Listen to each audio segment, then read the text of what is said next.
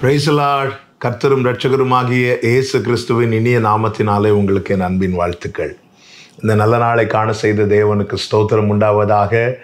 கர்த்தர் இந்த நாளை உங்களுக்கு ஆசீர்வாதமாய் நன்மையாய் மாற்றி தருவாராக. எபேசியருக்கு எழுதின நிருபம் 2வது அதிகாரம் 8வது வசனம். கிருபையினாலே விசுவாசத்தை கொண்டு இரட்சிக்கப்பட்டீர்கள். இது உங்களால் உண்டானது அல்ல, இது தேவனுடைய ஈவு. கர்த்தருடைய பரிசுத்த நாமம் மகிமைப்படுவதாக. கிருபையினாலே விசுவாசத்தை கொண்டு இரட்சிக்கப்பட்டீர்கள். கிருபை அவரிடத்திலிருந்து வந்தது, விசுவாசம் நம்மிடத்தில் வெளிப்படுகிறது. தேவன் பாராட்டின கிருபை என்பது அது வர்ணிக்கவே முடியாது, அது சொல்லி தீராது. பரலோக தகப்பன் பாராட்டின பெரிய கிருபை என்ன தெரியுமா? நம்மை மீட்கும்படி தம்முடைய ஒரே பேரான குமாரனாம் இயேசு கிறிஸ்துவை நமக்காக தந்தருளினது. நம்மை அவ்வளவு விசேஷமாய் விலையேற பெற்றவர்களாய் அவர் பார்த்ததினாலே மட்டுமே, நம்மை அவர் இழக்க விரும்பாததினால் தமது ஒரே பேரான நேசகுமாரனாம் இயேசு கிறிஸ்துவை நமக்காய் தந்தருளி நம்மை மீட்டு கொண்டிருக்கிறார். இந்த மீட்பு, இந்த ரட்சிப்பு எதனால் உண்டானது தெரியுமா? தேவனுடைய கிருபையினால். அவர் மட்டும் மனசு வைக்கலைன்னா நம்மளாம் ரட்சிக்கப்பட்டிருக்கவே முடியாது. இங்கே கிருபையும் விசுவாசத்தையும் சொல்லி ஆவியானவர் பவுலை கொண்டு எழுதியிருக்கிறார். கிருபை என்பது என்ன? அவர் கொடுக்கிறார், அவர் கொடுக்கிறார். கிருபை என்பது கிவிங், கொடுக்கிறார்.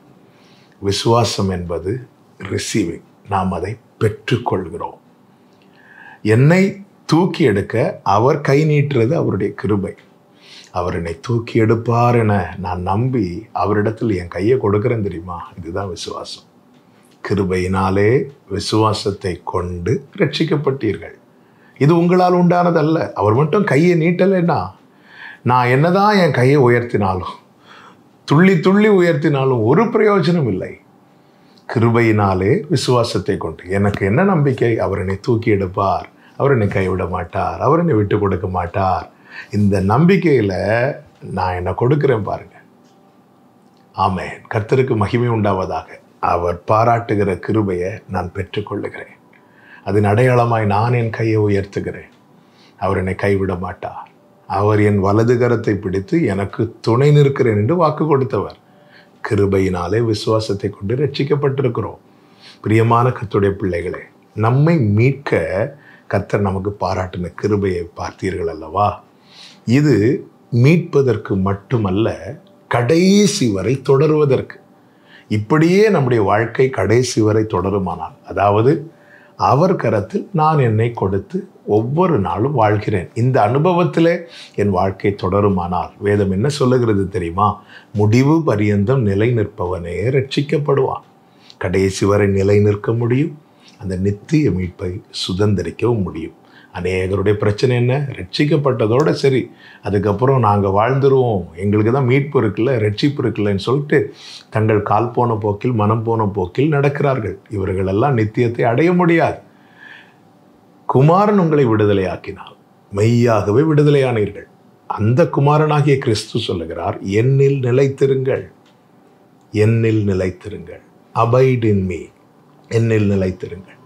கடைசி வரை நம்மிடத்தில் அவர் சொல்ல விரும்புகிற வார்த்தை இதுதான். உன்னை கைப்பிடித்து நடத்த என் கரத்தை நான் நீட்டுறேன், இது கிருபை. நான் உன்னை நடத்துவேன் நம்புனேன்னா நீ உன்னை முழுமையாக தந்துரு. இது நான் அவர் பேரில் வைத்திருக்கிற விசுவாசம். கிருபையினாலே விசுவாசத்தை கொண்டு ரட்சிக்கப்பட்டீர்கள். இது உங்களால் உண்டானதல்ல, இது தேவனுடைய ஈவு. முற்றிலும் ஒப்பு கொடுப்போம். இன்னும் ரட்சிப்பின் அனுபவத்தில் யாரும் இதுவரை வராமல் இருப்பீங்கன்னா, இயேசுவே என்னை கிருபையாய் ரட்சியும் என்று உங்களை ஒப்பு கொடுங்கள். கண்டிப்பாக அவர் உங்களை ரட்சிப்பார். ரட்சிக்கப்பட்ட ஜனமே, உங்கள் இஷ்டத்துக்கு போயிடாதீங்க, அவரிடத்திலே கொடுத்து விடுங்கள், கடைசி வரை நடத்துவார். கர்த்தர் உங்களை ஆசீர்வதிப்பாராக. செபிக்கலாமா? எங்கள் நல்ல தகப்பனே, இந்த நாளிலே நீர் எங்களோடு பேசி உணர்த்தின உம்முடைய நல்ல வார்த்தைகளுக்காய் நன்றி. எஸ் லார்ட், முடிவு பரியந்தம் உம்மில் நிலைத்திருக்க எங்களுக்கு கிருபை தாரும்.